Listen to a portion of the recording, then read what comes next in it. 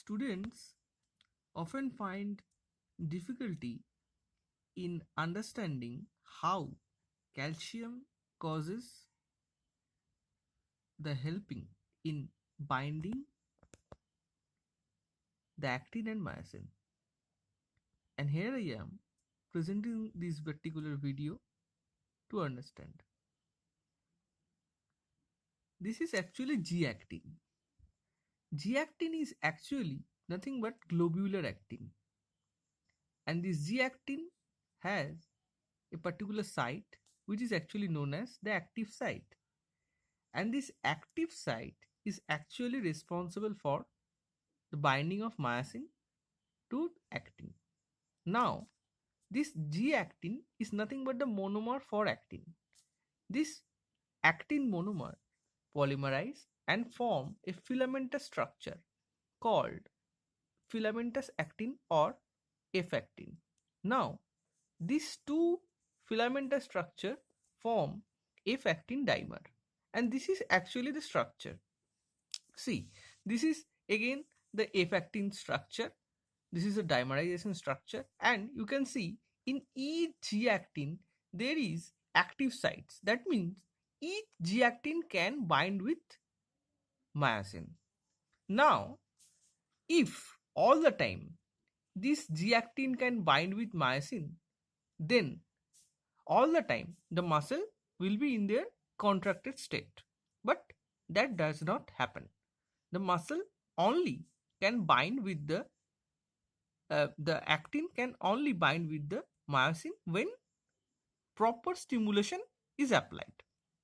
Now, how in the unstimulated or non-stimulated condition the actin is devoid of attachment with the myosin?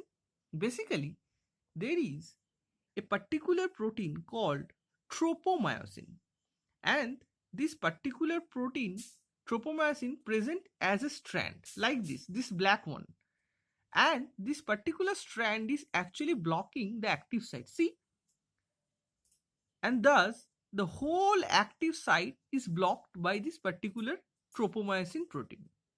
That's it. Now, how this tropomyosin is being controlled? Tropomyosin is being controlled by again another protein. This is known as troponin. This troponin again has three main sites. One for actin binding site here, one for calcium binding site here, and the another one is for the binding with the tropomyosin. So the troponin basically have three sites. One is calcium binding site, one is tropomyosin binding site, and another is actin binding site. Now, this is actually a hypothetical picture.